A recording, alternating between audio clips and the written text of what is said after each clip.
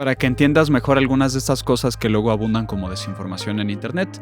Principalmente temas de volumen, temas de decibeles y cómo podríamos o deberías estar trabajando por lo menos en audio digital, ya que si no entendemos un poquito de que esto siempre va a salir en bocinas, pues no podemos tomar decisiones a ciegas en digital, porque simplemente no va a sonar bien y no se va a traducir bien, que eso es lo que debería importarnos. Soy Juan Carlos Sotelo y vamos a aprender sobre teoría del sonido llevado hacia el mundo del audio digital. Tal como lo haré en mis clases, voy a estar buscando en tiempo real información contigo, porque quiero que veas que la información sí está en internet, solo hay que saber preguntarle para poder dar con la información correcta. Entonces, si yo buscara algo como cuáles son las propiedades del sonido, me voy a encontrar resultados de OK Diario, ¿no? Y otras páginas por aquí. Entonces, si yo me voy a buscar así, el primero que es un artículo de OK Diario, vas a ver que casi todas las fuentes hacen referencia a algo que le llaman amplitud o intensidad, que tiene que ver con lo que el cerebro interpreta como volumen. Quiero hacer una aclaración que me parece siempre muy importante. Volumen implica que hay un cerebro interpretando esas variaciones de aire y eso nosotros es lo que llamamos volumen. Pero la amplitud como tal no necesita de una persona que interprete, sino simplemente es amplitud, es una cierta intensidad, es una cierta potencia. Entonces no confundamos, porque vas a encontrar mucho este tipo de renglones, que la intensidad es el volumen, ¿no? La intensidad no es el volumen sucede hasta que una persona lo interpreta. Así que la pregunta filosófica de que si un árbol se cae a la mitad del bosque y nadie está ahí para escucharlo, hizo algún ruido, pues escuchar también es una palabra que implica que hay una persona interpretando eso con su cerebro. Entonces, pues sí, volumen es dependiente de que haya una persona. Frecuencia también lo pueden denominar como altura o lo puedes encontrar en algunos textos referido como tono. E insisto, quiero hacerlo con la búsqueda en internet porque quiero que veas las cosas que tú te encontrarías y cómo alguien que se dedica a esto desmenuza la información que probablemente está mal escrita allá afuera. Entonces, frecuencia, que lo refieren como altura o como tono a veces, más bien una cosa es frecuencia. Cuando estás hablando de frecuencia, por lo general estás hablando de algo como esto, de la cantidad de veces que sucede un ciclo en un segundo. Entonces, el sonido para emitirse necesita recorrer un ciclo positivo y un ciclo negativo y regresar a su punto inicial. Esta forma realmente es cíclica. ¿Por qué? Porque va por el polo positivo y el polo negativo después. Entonces, es muy fácil observar que la frecuencia es nada más la cantidad de veces que se repite esto. Por ejemplo, aquí en la parte de abajo tenemos una frecuencia más baja que nosotros percibimos e interpretamos como una nota más grave. Y aquí arriba tenemos una frecuencia más alta, donde más bien lo percibimos como una nota más aguda. El tema con la frecuencia es que necesita de tiempo y espacio para desarrollarse, porque necesita recorrer ciertas distancias. Entonces, por ejemplo, el sonido, las quejas o los comentarios que existen hacia los home studios normalmente, es que no son lo suficientemente grandes y necesitamos controlar mejor las frecuencias bajas porque tienen muchas complicaciones.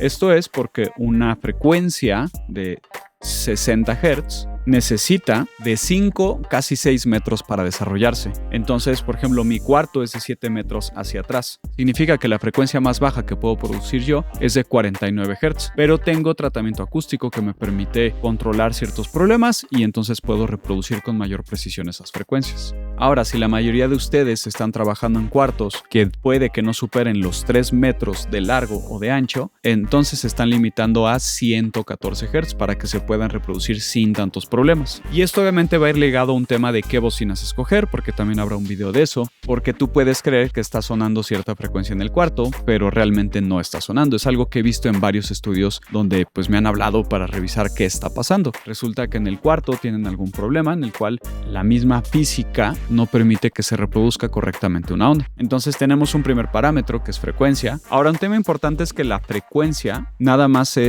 corre de 20 a 20.000 Hz. Y tenemos muchísimas menos notas que eso.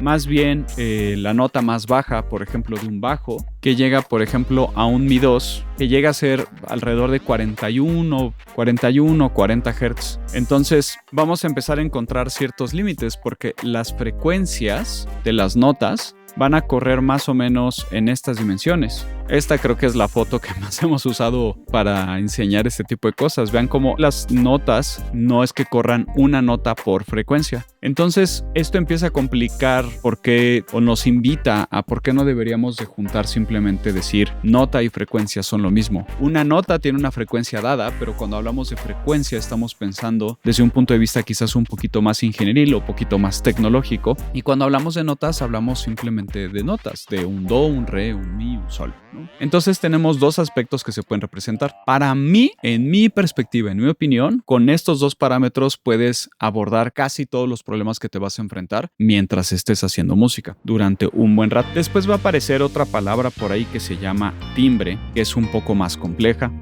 Por ahí también puede aparecer otra palabra que se llama tono, que también puede tener significados un poquito más complejos de repente. Y podrá aparecer también después una palabrita que se llama tono, que también tiene algunas implicaciones un poco más grandes. Así que por estas dos no nos preocupemos todavía. Estas dos son las que van a implicar muchas de las decisiones que vamos a tomar dentro de nuestro DAW, dentro de nuestro programa de producción musical. En el caso de los decibeles, quiero aclarar diferentes tipos de decibeles que existen y dónde se utilizan o dónde puedes encontrar cada uno. En el caso de los decibeles SPL, lo puedes encontrar como decibeles de presión sonora. Eso suceden a partir de que el sonido se empieza a generar después de la bocina o después del audífono o después de que abres la boca y generas presión SPL. Tienes decibeles digitales, que son con los que vamos a trabajar dentro del programa, que son dBs full scale. Entonces trata de no confundir estos dos, que son dos unidades bastante importantes. Para fines de ingeniería muy clavada existen más tipos de decibeles, pero para un curso como este me interesa que entiendas que son distintos los decibeles que existen afuera de presión sonora y los decibeles que se van a ver representados dentro de tu DAW. Y entre estos dos no existe ninguna equivalencia. Se han propuesto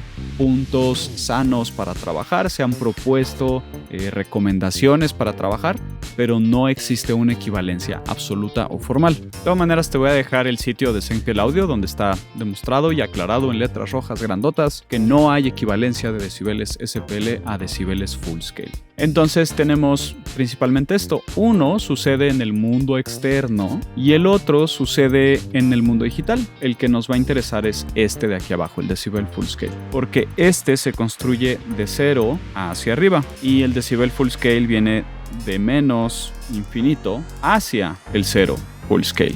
Y eso va a ser muy importante que lo recuerdes todo el tiempo. En cuanto a frecuencia, pues como te dije, vamos a tener que el oído humano escucha de 20 Hz a 20 kHz. Y el tema es que en el mundo digital tenemos que poder representarlo correctamente. Aparece algo que se llama el teorema de Nyquist. Y el teorema de Nyquist lo que propone es que necesitamos tomar mínimo el doble de muestras por segundo. Por eso te definí la frecuencia como algo que sucede cada segundo. Necesitas tomar el doble de muestras por segundo de la frecuencia que quieras muestrear en digital. Así que si yo quisiera muestrear 20 Hz en digital, necesito tomar 40 fotos en un segundo. Si yo quisiera grabar en digital y representarlo correctamente, necesito tomar 40,000 muestras en un segundo. Este es un tema que lleva a varias posturas ahorita ya en 2023. Te voy a dejar un video que hice al respecto que se llama posturas de frecuencia muestreo, porque creo que hay más de una postura y todas podrían o no ser más o menos válidas dependiendo desde donde lo abordes. Entonces, para hablar de frecuencia necesitamos entender el teorema de Nyquist, porque todos los equipos externos que lleven el audio, el sonido del aire hacia adentro de tu computadora van a tener una respuesta en frecuencia. Y esa respuesta en frecuencia es la que luego vas a ver referida en internet como respuesta plana. Eso de respuesta plana no existe. También quiero aclarar eso de una vez. No existe tal cosa como la respuesta plana. Lo que sucede realmente es que más bien tenemos un rango de error, un margen de comportamiento, ya que el proceso de generar frecuencias en el mundo físico nos limita por completo. No hay manera de tener un objeto físico que sea plano, que se comporte en cero de inicio a fin, porque tenemos muchas cosas que se van conjuntando y van haciendo difícil que exista ese cero. Entonces más bien tenemos rangos, por ejemplo, rangos de más menos 4 decibeles, donde a lo mejor unos monitores, el fabricante te debería de reportar cómo midió la respuesta en frecuencia de su equipo y además cómo va de inicio a fin. Por ejemplo, mis monitores, los que tengo en el estudio, van de 38 a 37 kHz con un rango de 6 decibeles. Es decir, a lo mejor pierden hasta 6 decibeles en esto. Habría que ver la tabla bien y podríamos entrar en más detalles, pero quiero que empecemos a despertar esta manera de intuir qué es lo que estamos viendo. Y me van a generar una intensidad de aproximadamente 110 decibeles SPL.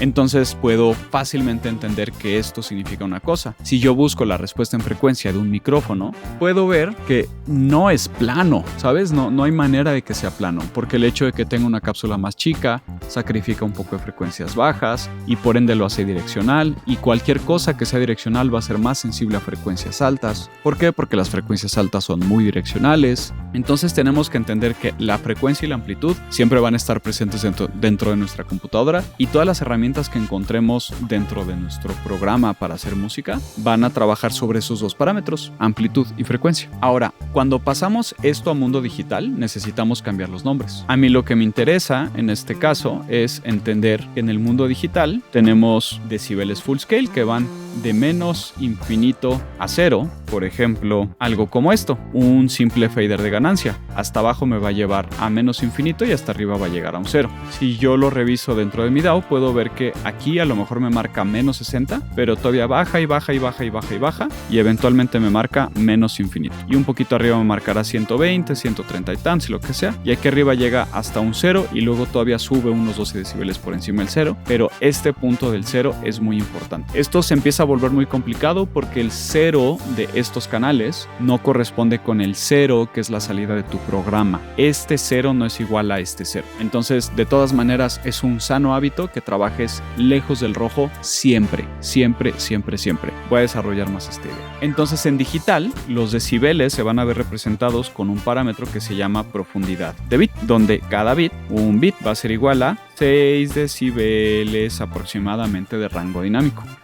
Y en el caso del digital, más bien tenemos algo que se va a llamar frecuencia de muestreo. Los puse al revés. Este tipo de cosas me pasan siempre en clases. Ni me preocupo, ni me asusto, porque pues es igual que en el salón. Ahí está. Entonces, en digital tengo algo que se llama frecuencia de muestreo, y como te dije, va de la mano con el teorema de Nyquist, y tenemos frecuencias de muestreo recomendadas para trabajar, donde tenemos 44.100 y 48.000. Yo te recomiendo que siempre trabajes a 48.000, siempre, porque por ejemplo es probable que tu música en algún momento quieras que se sincronice con algo de video, y el video y el audio no corren a la misma velocidad. Así que por ejemplo, si tú haces tu música o haces un contenido de audio en 44.100 y esto dura más de cierto tiempo, eventualmente se va a empezar a desfasar, y en 48 siempre estás seguro. El otro tema es que va a haber gente por ahí en internet que va a estar mintiendo diciendo: yo escucho la diferencia entre 44.100 y 48. Nadie la escucha, se ha demostrado y se ha investigado. Nadie escucha la diferencia entre 44 y 48.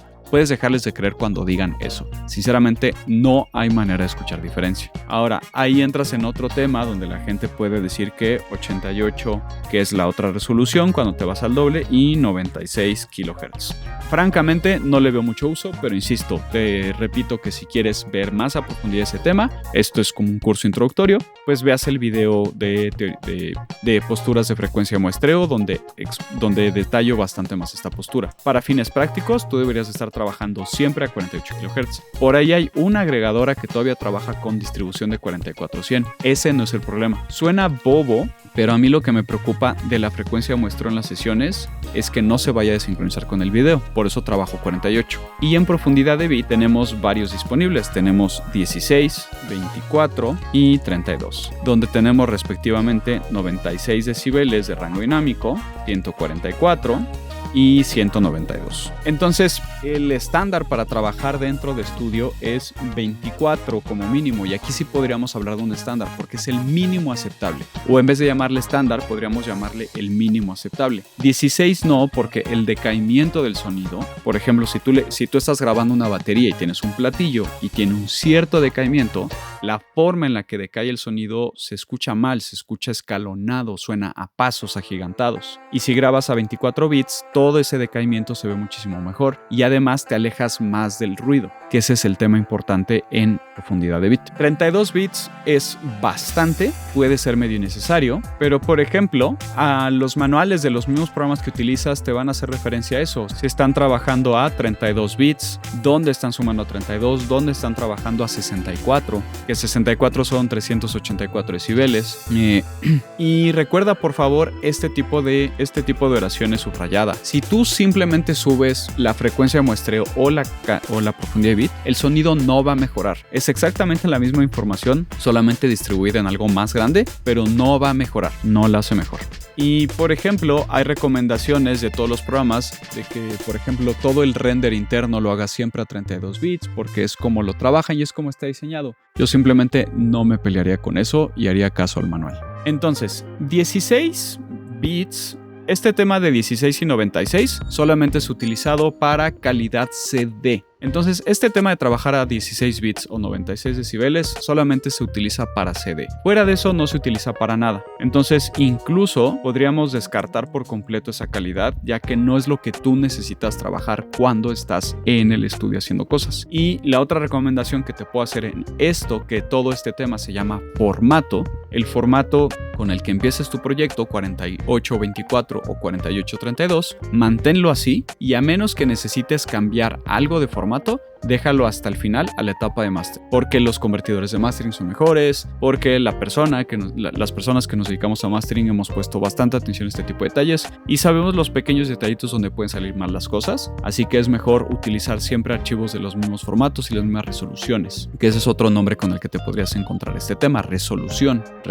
de audio digital. Si estás haciendo música con samples, es probable que te encuentres samples que estén a 44 y otros a 48 y a lo mejor sampleaste algo de YouTube que viene en MP3 y le faltan frecuencias. En esos casos no me preocuparía demasiado. Estas recomendaciones son principalmente para cuando estás generando audio desde el principio. Si estás ampliando, pues procura tener la menor cantidad de cambios posibles. Todos los programas en este punto ya hacen una conversión bastante buena de sus archivos y en tiempo real. Solo es para minimizar o reducir el margen de error, ¿va? Entonces voy a desarrollar un poquito más esta idea. La profundidad de bit, este volumen, me gustan mucho los dibujitos de este artículo de Isotope sobre audio digital, entonces lo voy a usar como ejemplo.